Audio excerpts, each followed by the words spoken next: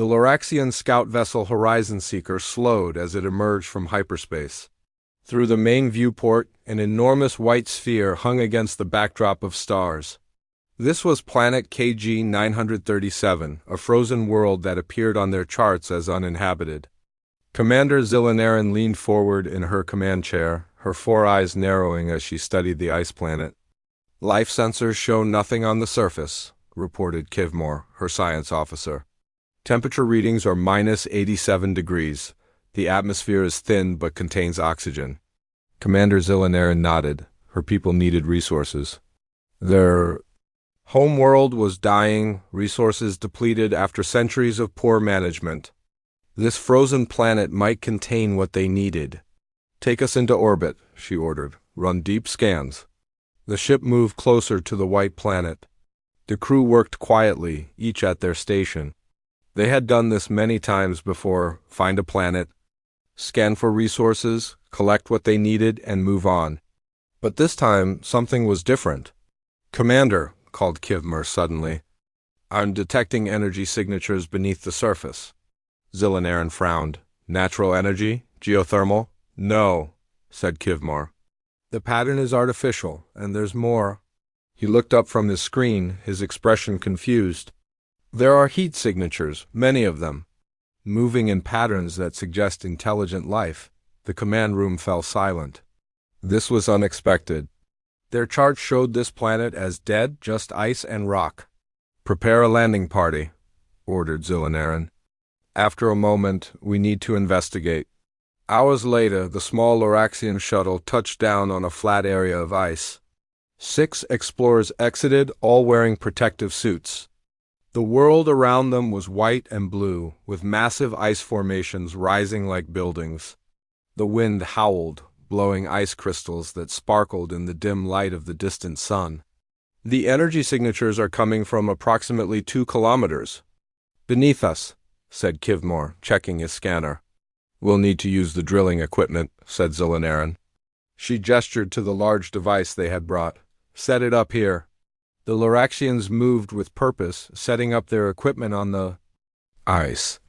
They were so focused on their task that they didn't notice 3 figures approaching from behind an ice formation until they were only 50 meters away. "Commander," whispered one of her crew. "Look!" Zillanaran turned and froze. 3 beings were walking toward them across the ice. They wore bulky suits with clear helmets that revealed their faces that looked nothing like the Loraxians' 4-eyed, green-skinned appearance. These creatures had only 2 eyes, with skin in various shades of brown and pink. "Unknown species," said Kivmore, scanning them. "Bipedal. Similar biological structure to several other species we've encountered." The 3 beings stopped a safe distance away. One of them raised a hand in what seemed like a greeting. "Activate the universal translator," ordered Zillanaran. One of her crew pressed a button on a small device. After a moment, it began converting the sounds coming from the nearest being's suit into words the Loraxians could understand. Double quotes, doves and peace. "We are representatives of New Anchorage Colony. I'm Dr. Olivia Winters, lead scientist. This is Peter. Blackwood and Susan Miller are engineers." Zillanaran stepped forward.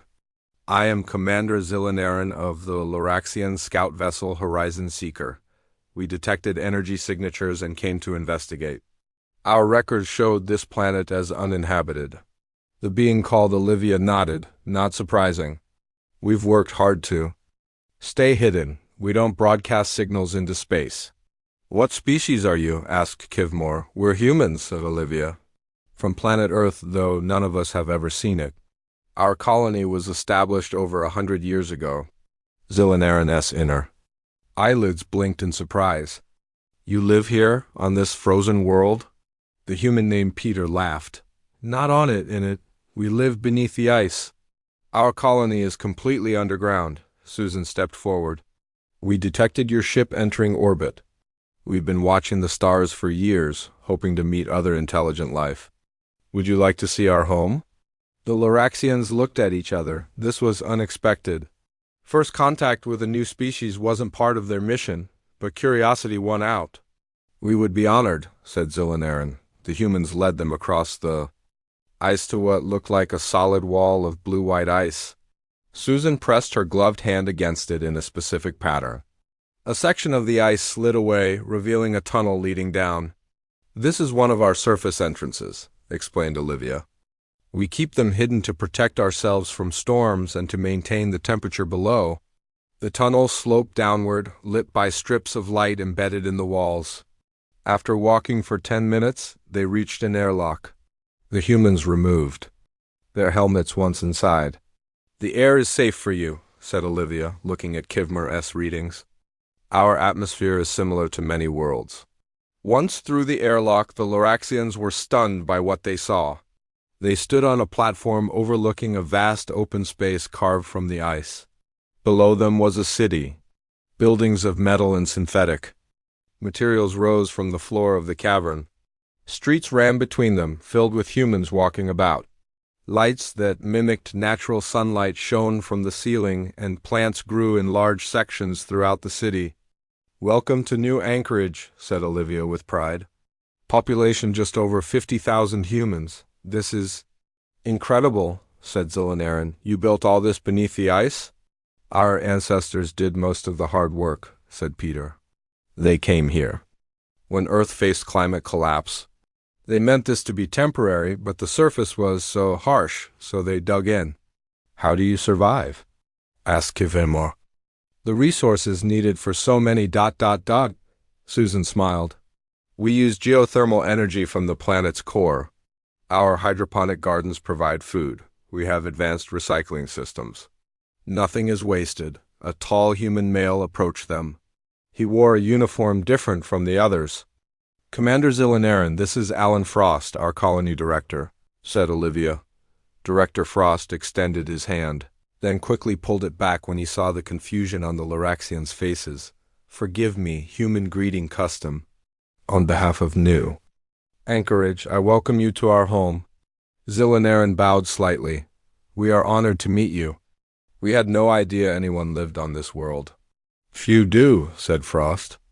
We've been alone here for generations, until now, he smiled. I believe we have much to learn from each other. Would you join me? There is much to show you. As they followed Director Frost deeper into the human colony, Zillanaran sent a private message to her ship in orbit. This discovery changed everything. A thriving colony with advanced technology, living in perfect harmony with a hostile world. This was worth more than any resource they might have collected. Her people needed to know about the humans of New Anchorage. Director Alan Frost led the Loraxian visitors through the main streets of New Anchorage. Commander Zillanaran and her team walked slowly, their four eyes taking in every detail of the underground human city. Humans of all ages stopped to stare. At the green-skinned aliens, some waved. Children pointed and whispered. Our city extends for nearly 20 square kilometers, explained Director Frost. We have residential areas, education centers, medical facilities, recreation spaces, and our agricultural domes. How deep are we beneath the surface? Asked Kivmore, the science officer. About 2 kilometers at this point, said Olivia Winters. The ice above us is thick enough to protect us from surface radiation, but thin enough that we can create tunnels to the surface when needed. They entered a large dome filled with plants. The air was warm and moist. Rows of green vegetables grew under special lights. Fruit trees lined the walls. Workers tended to the plants, using small tools and monitoring equipment. This is one of our 15 agricultural domes, said Peter Blackwood. We grow all our food here. The plants also help clean our air and provide oxygen. Fascinating, sighed Kivmore, scanning the plants with his device. You've adapted earth plants to grow underground, Susan Miller nodded. It took years of genetic modifications. These plants need less light and can grow faster than their earth ancestors. In another area, they saw large tanks filled with water and fish. Protein sources, explained Director Frost. We farmed several types of fish and other aquatic life. Commander Zillanaran watched the humans working together. Their colony seemed efficient and well organized.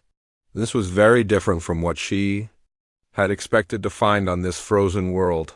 "How did humans come to be here?" she asked. "Your planet Earth is many light years from this system." Director Frost's expression grew serious. "Our ancestors left Earth about 120 years ago. Earth's climate was failing, resources were scarce. Nations fought over what remained. They entered a large room with screens showing the history of the colony. Images displayed. Earthships arriving at the planet, early settlers building the first underground structures, and the colony growing over time. 7 generation ships left Earth," continued Frost. "Each went to a different planet that might support human life. Our ancestors came here, hoping to live on the surface." "But they found it too cold," said Olivia. "Yes," said Frost. "The surface. Temperature never rises above freezing. Storms can last for months. But they discovered geothermal activity beneath the ice. Rather than giving up, they dug down and built the first shelters near the heat sources. The images showed people in bulky suits digging through ice, setting up small habitats and connecting them with tunnels." "That took great courage," said Zilanaran, "to survive in such harsh conditions." "Humans are stubborn," said Peter with a smile. "We don't give up easily." They continued their tour, entering a large chamber with machinery that hummed steadily. "This is one of our geothermal tap stations," explained Susan. "We drill deep into the planet's crust to access the heat from the core. This provides all our energy needs." Kivmore examined the technology with interest. "Very efficient design. My people could learn from this. Our world faces energy shortages." As they walked, Commander Zilanaran noticed something about the humans. "Your people seem different from each other." "Different colors of skin and hair," Olivia nodded. "Humans have always been diverse, but you're right that we've changed over generations. Those born here tend to be paler, with better night vision, and stronger lungs to process our oxygen-enriched air." "Adaptation," said Kivmore with excitement. "Your species evolves quickly." They reached a section filled with small dwellings. Children played in an open area, running and laughing. Some stopped to stare at the aliens. "Our residential area," said Director Frost. "Each family has their own living space. We try to make it comfortable, despite being underground." A young boy about 10 years old approached them, looking at the aliens with curiosity rather than fear. "Hello," he said. "I'm Ben. Are you really from another planet?" Zilanaran knelt down to be closer to the child's height. "Yes, my people are called Laraxians. We come from a planet called Laraxia, very far from here. Do you have kids too?" asked Ben. "Yes," said Zilanaran. "My offspring is called Myvran. Perhaps you will meet them someday." The boy smiled and ran back to his friends to share this information.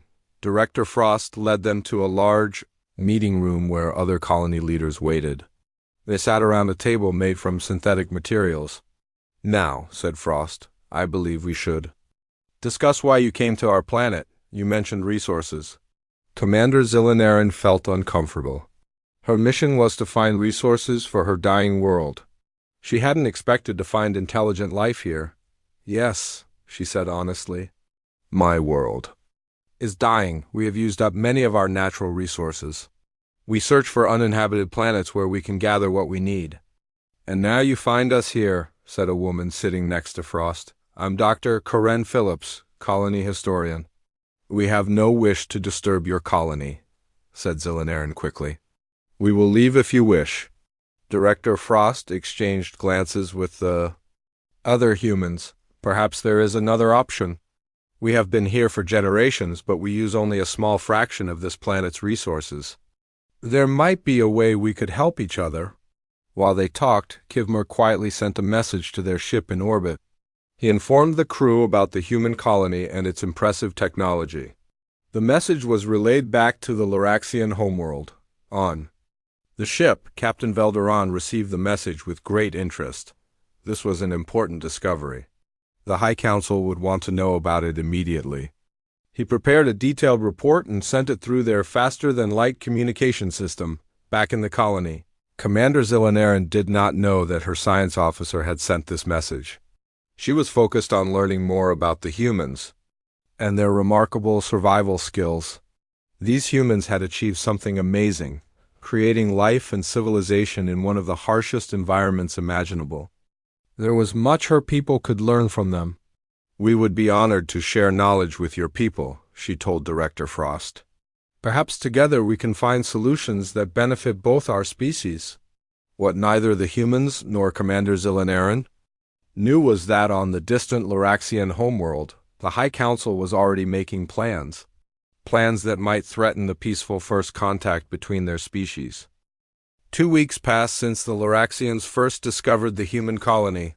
The initial surprise had given way to curiosity on both sides. Commander Zilanaran and a small team remained in New Anchorage, learning about human culture and sharing information. About their own species, the Loraxians were given quarters in a section of the colony near the central hub. Their rooms were modified to match the temperature and lighting they preferred.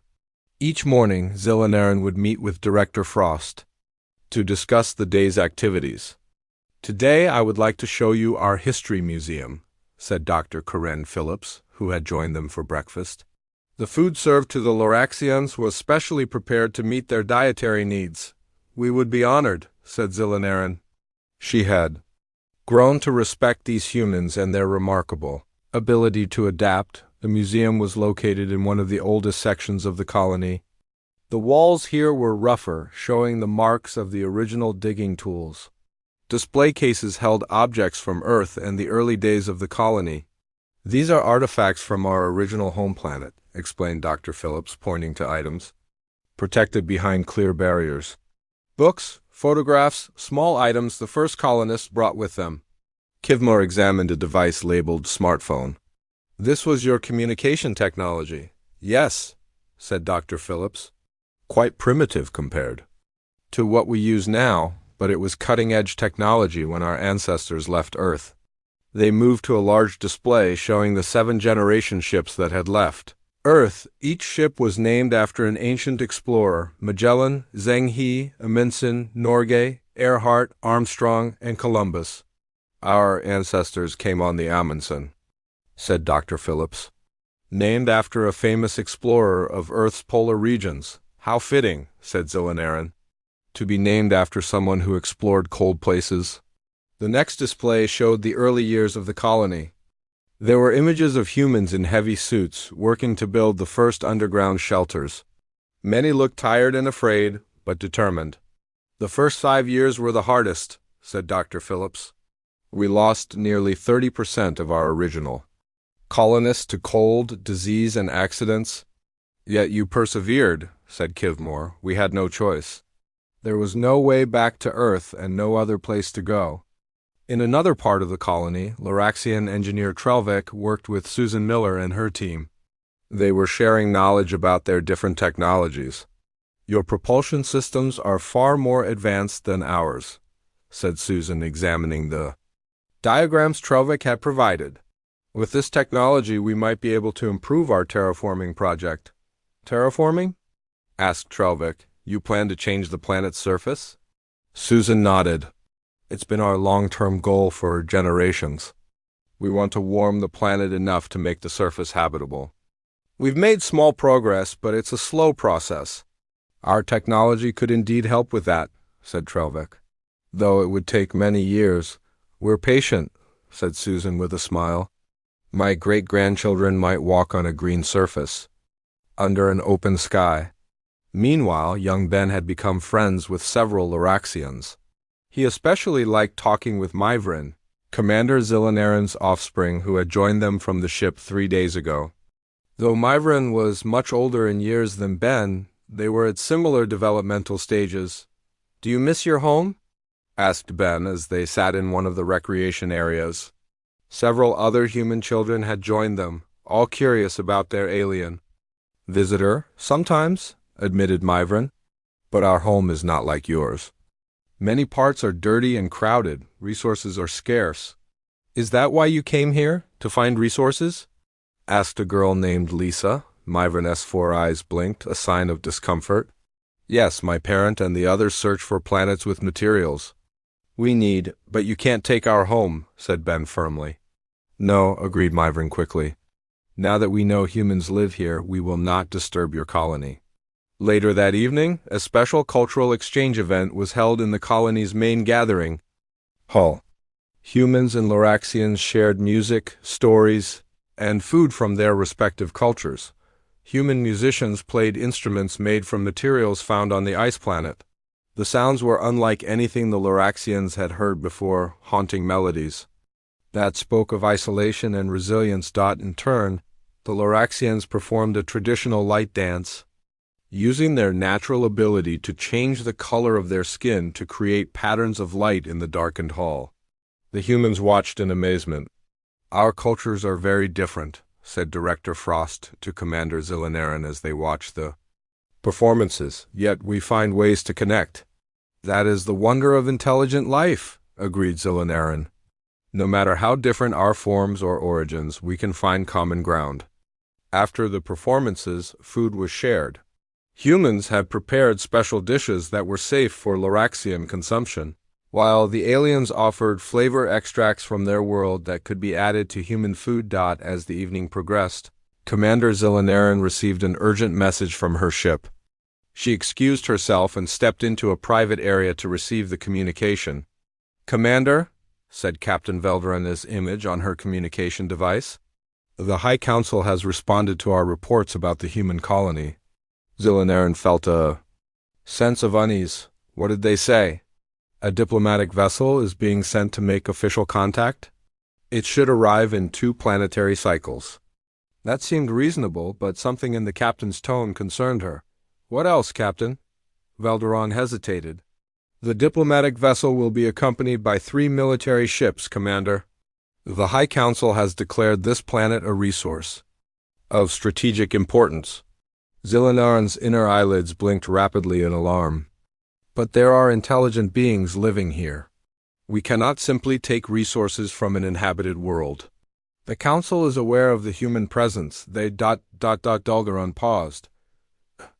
"They mentioned possible relocation of the humans." "Relocation?" Zillinaran was shocked. "These humans have lived here for generations. This is their home. They have nowhere else to go." "Those are the Council's preliminary thoughts, Commander. Nothing is decided yet." After ending the communication, Zillinaran returned to the gathering. She watched the humans and Loraxians interacting peacefully, sharing their cultures and building trust. The thought of that trust being broken filled her with dread. Across the room, Myvren and Ben were teaching each other games from their respective worlds. The human boy laughed as he tried to mimic the complex hand movements of a Loraxian puzzle game. Zillinaran made a decision. She would have to tell Director Frost about the coming ships.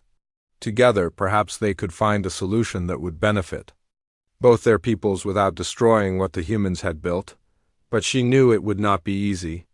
The peace they had established was now in danger. Commander Zillinaran requested an urgent meeting with Director Frost the next morning. They sat in his office, a small room carved from ice and lined with synthetic materials. Olivia Winters and Security Chief Greg Hendricks joined them. "I received troubling news from my homeworld," said Zillinaran. "The Loraxian High Council is sending ships to your planet. 1 diplomatic vessel and 3 military ships." Director Frost's face grew serious. "Military ships? Why would they send those for a peaceful contact?" Zillinaran's 4 eyes blinked rapidly, showing her distress. "The Council has declared your planet a strategic resource. They mentioned ... relocating your people." "Relocating?" Olivia's voice rose in anger. "This is our home. We've been here for generations. Where exactly would they relocate us to?" asked Greg, his hand moving to the weapon at his side. "I don't know," admitted Zillinaran. "But I disagree with their plans. Your colony has every right to remain here." Director Frost stood and walked to the window overlooking the main cavern of New Anchorage. Below, humans went about their daily lives, unaware of the threat approaching from space. "How long do we have?" he asked. 2 planetary cycles. What you would call about 10 days, Greg Hendricks spoke up. "We should activate our defense systems." "We're not as helpless as we might appear." "Defense systems?" asked Zillinaran in surprise. Greg nodded. We've always prepared for the possibility of threats. We have weapons platforms hidden beneath the ice at strategic points around the planet. Energy shields that can protect the colony. I was not aware of these, said Zillanaran. We had no reason to reveal them until now, said Director Frost, turning back from the window. We've lived in peace for a century, but we never forgot the conflicts that destroyed Earth. News of the approaching Loraxian fleet spread quickly. Through the colony, emergency meetings were called. Some humans demanded immediate action against the Loraxians already among them. Others called for calm and negotiation. In the central plaza, a crowd gathered. People shouted and argued. Fear was spreading. Director Frost addressed the colony through the communication system. Citizens of New Anchorage, I understand your concerns. But remember that Commander Zillanaran and her team warned us of this threat. They are not our enemies. We must work together to find a peaceful solution. Despite his words, security was increased throughout the colony. The Loraxian visitors were asked to remain in their quarters for their own safety. Though they were treated with respect, Kivmer spoke privately with Commander Zillanaran. The humans have hidden weapons. Their technology is more advanced than we thought. If our military attacks, there will be casualties on both sides. We must prevent that, said Zillanaran. Our people need resources, but not at the cost of another species' home. Meanwhile, in a different part of the colony, Ben sneaked through service tunnels to reach the area where the Loraxians were staying. He knocked on Myvran's door. Ben? Myvran was surprised to see the human boy. You should not be here. It could be dangerous. You're my friend, said Ben firmly. I don't care what the adults say. You didn't do anything wrong. Myvran let Ben inside. My parent is worried. She does not want conflict with humans. Then why are your people sending warships?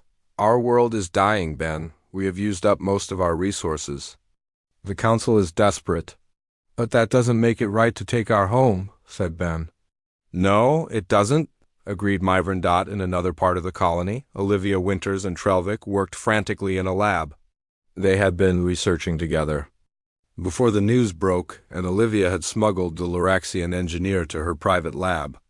If we can show the council that cooperation is more beneficial than conflict, they might change their minds, said Olivia, looking at complex diagrams on a screen.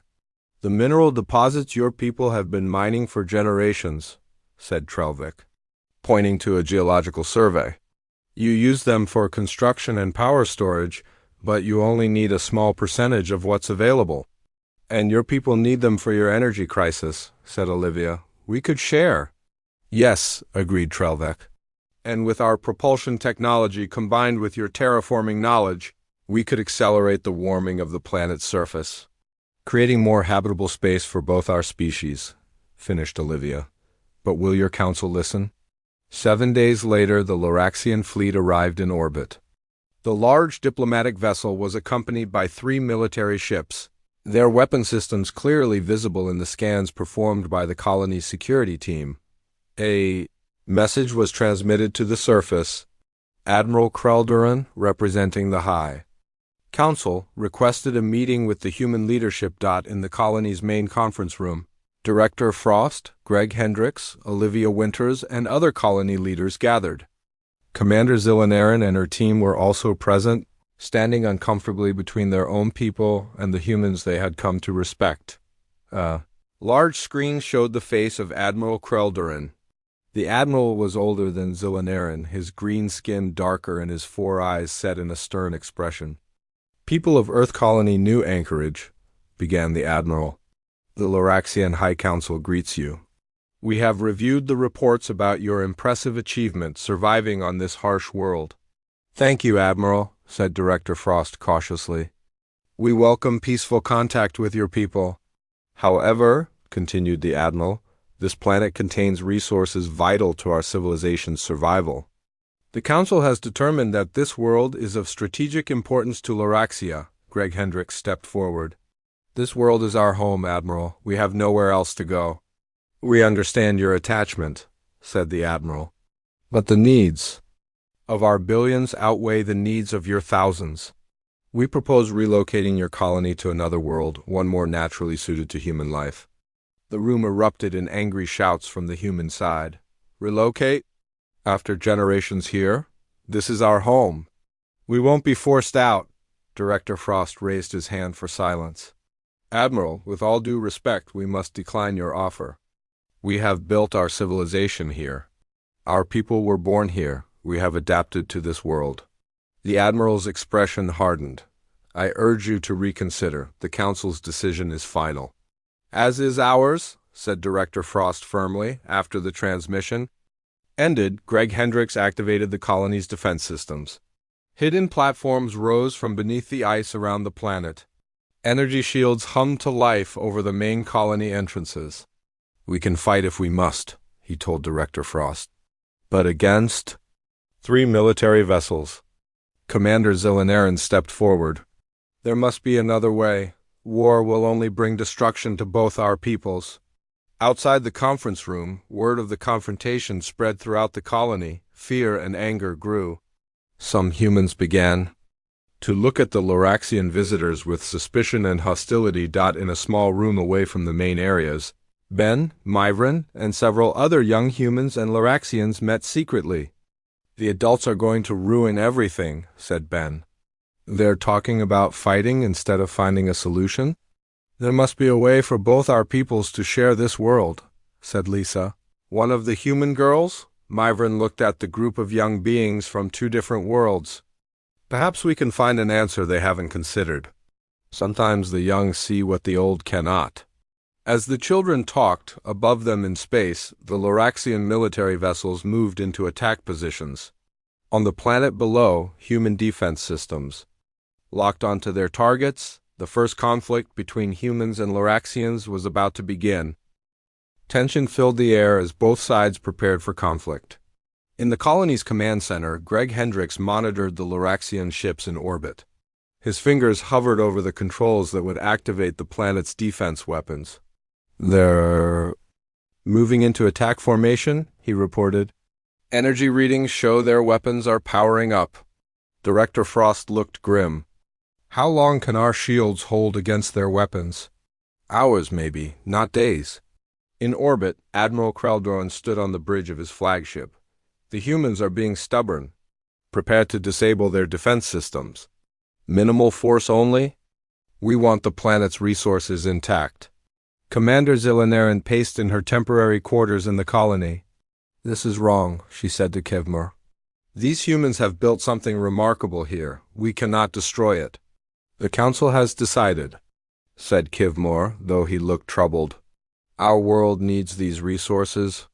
There must be another way, insisted Zillinaran. Meanwhile, in a forgotten storage area deep in the colony, Ben Myvran and their friends huddled around old maps and geological surveys. Look at this, said Ben, pointing to a large section of the planet's southern hemisphere. There are huge networks of ice caves here that we've never used. They're too far from the geothermal vents. Lisa, who was training to be a geologist, nodded. And the mineral deposits in that region are even richer than the ones we mine. Myvran's eyes widened. So there's room for both our peoples on this world? Yes, said Ben. But will the adults listen to us? We have to try, said Lisa. It's better than war. As the children worked on their plan, Olivia Winters and Trelvik rushed into the command center, carrying data tablets. Director Frost, called Olivia, we may have a solution. It's not perfect, but it's better than fighting. Director Frost turned away from the tactical displays. I'm listening. Olivia explained their findings, showing how the Loraxian propulsion technology could be adapted to accelerate the humans' terraforming project. Trelvik demonstrated calculations showing how the planet's resources could be shared without either species losing what they needed. The problem, said Trelvik, is convincing Admiral Kreldron and the High Council to consider this option. I may be able to help with that, said Commander Zillinaran, entering the room. If you'll trust me to return to our ship. Director Frost studied her for a moment, then nodded. We've trusted you this far. Before Zillinaran could leave, the doors to the command center burst open. Ben, Myvrin, and their friends rushed in, out of breath from running. "Wait," shouted Ben. "We have an idea too." The adults turned to look at the children in surprise. "This better be important," said Greg Hendricks with a frown. Ben spread out the old maps on a table. "Look here. The southern ice caves, they're huge and unused. The Loraxians could build their own colony there, far enough from ours that we wouldn't interfere with each other." Lisa pointed to the mineral surveys, "and the deposits there are even richer than the ones we use." Myvrin stepped forward. "Both our peoples could live on this world. We could help each other instead of fighting." The adults stared at the maps, then at each other. "The children may be right," said Olivia slowly. "Combined with our terraforming acceleration plan, this could work." Director Frost turned to Commander Zillanaran. "Can you convince your leaders to consider this?" "I will try," she said, "but I may need help." Minutes later, a small shuttle left the colony, carrying Commander Zillanaran, Director Frost, Olivia Winters, and, surprisingly, Ben and Myvrin. The children had insisted on coming. "The Admiral needs to see that our friendship is possible." Ben had argued that humans and Loraxians can work together. As they approached the Loraxian flagship, Greg Hendricks' voice came over the communication system. "The Loraxian ships are locking weapons on us." "This is Commander Zillanaran," she responded quickly. "We come to negotiate peace. I repeat, we come to negotiate peace." There was a tense pause before Admiral Kreldorn's voice replied. "You may?" "Doc, Commander, but this better not be a trick." On the flagship's bridge, Admiral Kreldorn listened as the group presented their plan. His expression remained stern. "The High Council has decided," he said when they finished. "This planet is too valuable to share with another species." "With respect, Admiral," said Commander Zillanaran, "the Council made that decision without all the facts. Look at what these humans have accomplished. Look at how our young ones have already formed bonds." She gestured to Ben and Myvrin, who stood side by side. "I'm just a boy from the colony," said Ben, stepping forward bravely. "But even I can see that fighting is stupid when we could both get what we want." Myvrin added, "The humans know this world better than we do. They've survived here for generations. We could learn from them instead of displacing them." "Admiral." Kreldorn's stern expression softened slightly as he looked at the human and Loraxian children standing together. Director Frost spoke up. "Admiral, we propose a formal treaty. The Southern Hemisphere for Loraxian settlement, cooperation on mining operations, and a joint project to terraform the planet's surface." "That last part would benefit both our peoples," added Olivia. "Imagine a world where the surface is habitable, with room for both our species to grow." The Admiral was silent for a long moment. Then he nodded slowly. "I will present this to the High Council. In the meantime, I will stand down our military forces if you will deactivate your defense systems." 1 year later, the surface of planet KG 937 looked different. In a small valley near the equator, the ice had melted, revealing rocky ground beneath. Massive atmospheric processors, built with combined human and Loraxian technology, worked day and night to warm the planet. In this valley, a ceremony was taking place. Director Frost and Admiral Kreldorn stood together, each holding one end of a ribbon stretched across the entrance to a new building. "The first structure on the planet's surface. Today marks a new chapter for both our peoples," said Director Frost to the gathered crowd of humans and Loraxians. "This outpost is just the beginning. In 20 years, forests may grow here. In 50, the oceans may flow freely again." Admiral Kreldorn, who had become the governor of the new Loraxian colony in the Southern Hemisphere, nodded. "The Frost Accord has proven that cooperation is more powerful than conflict. Both our colonies are thriving, and our joint ventures have exceeded expectations." Together they cut the ribbon. Cheers erupted from the crowd. Among the spectators, Ben, now a year older and training to be a terraforming engineer, stood with Myvrin, who was studying human culture and language. "Do you think they would have figured it out without us?" asked Ben with a grin. "Eventually, perhaps," said Myvrin. "Adults can be smart when they stop being stubborn." As the celebration continued, the sun began to set on the small patch of exposed ground. For the first time in thousands of years, the light touched rock instead of ice. Above them, stars began to appear in the darkening sky. Two civilizations that came from different worlds now looked up at the same stars, no longer separated by ice or prejudice. Together, they had found a way to share a frozen world and transform it into something new. Sometimes it took the fresh perspective of the young to show the way forward. And sometimes when aliens landed on a frozen world and discovered humans thriving against all odds, the result wasn't conflict but the beginning of something greater than either species could have achieved alone.